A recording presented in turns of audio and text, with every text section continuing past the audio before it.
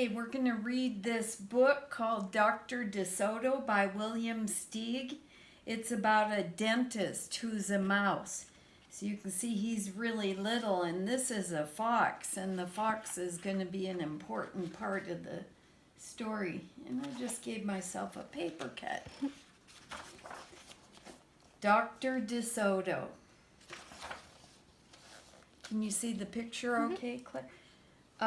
Dr. DeSoto, the dentist, did very good work, so he had no end of patients. Those close to his own size, moles, chipmunks, etc., sat in the regular dentist chair. See his little tiny dentist chair? Large animals sat on the floor while Dr. DeSoto stood on a ladder. For extra large animals, he had a special broom. There, Dr. DeSoto was hoisted up to the patient's mouth by his assistant, who happened to be his wife. So there's Mrs. DeSoto hoisting the patient, or Dr. DeSoto, up to the patient's mouth.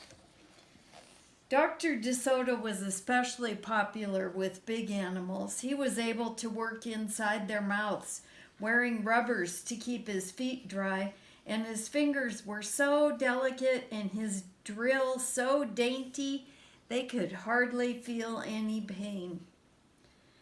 Being a mouse, he refused to treat animals dangerous to mice, and it said so on his sign. See, it says, Dr. DeSoto Dentist, cats and other dangerous animals not accepted for treatment. And there's Dr. and Mrs. DeSoto looking out the window. When the doorbell rang, he and his wife would look out the window. They wouldn't admit even the most timid-looking cat. Do you know why they wouldn't treat cats? Yep, because cats want to eat them. One day when they looked out, they saw a well-dressed fox with a flannel bandage around his jaw. I cannot treat you, sir, Dr. DeSoto shouted. Sir, haven't you read my sign?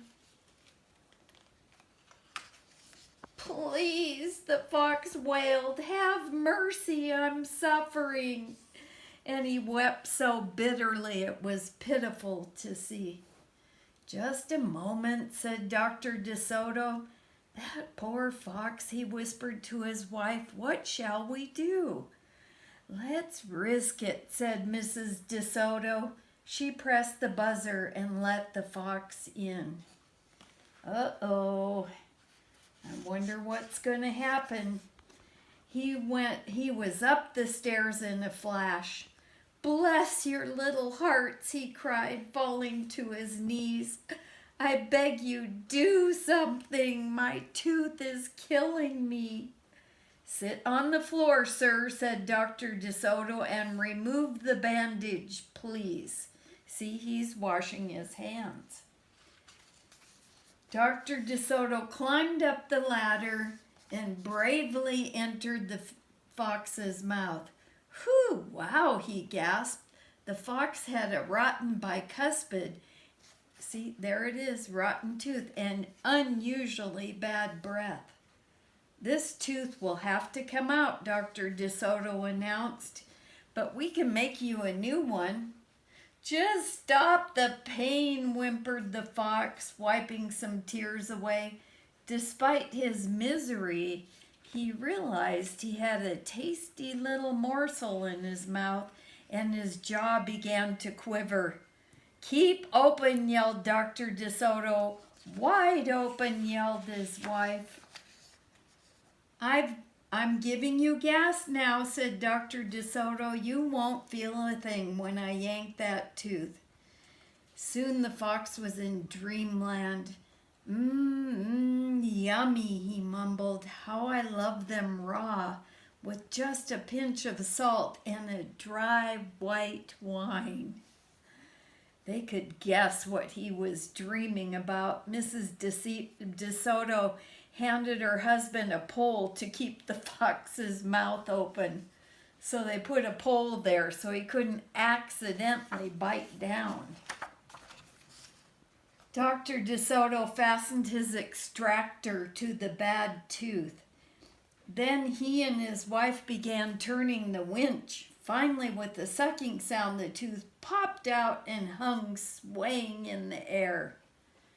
"I'm bleeding," the fox yelped when he came to. Dr. DeSoto ran up the ladder and stuffed some gauze in the hole. "The worst is over," he said. "I'll have your new tooth ready tomorrow. Be here at 11 sharp." The fox, still woozy, said goodbye and left. On his way home, he wondered if it would be shabby of him to eat the DeSotos when the job was done. You can't trust an animal like that. After office hours, Mrs. DeSoto molded a tooth of pure gold and polished it. "Raw with salt indeed," muttered Dr. DeSoto. "How foolish to trust a fox." "He didn't know what he was saying," said Mrs. DeSoto. "Why should he harm us? We're helping him." "Because he's a fox," said Dr. DeSoto. "They're wicked, wicked creatures."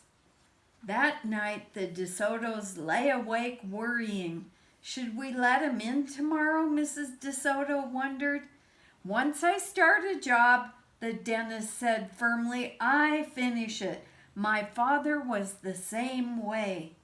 "But we must do something to protect ourselves," said his wife.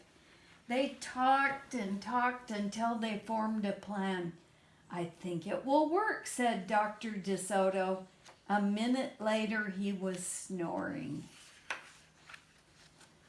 The next morning, promptly at 11, a very cheerful fox turned up. He was feeling not a particle of pain. When Dr. DeSoto got into his mouth, he snapped it shut for a moment, then opened wide and laughed. "Just a joke," he chortled. "Be serious," said the dentist sharply.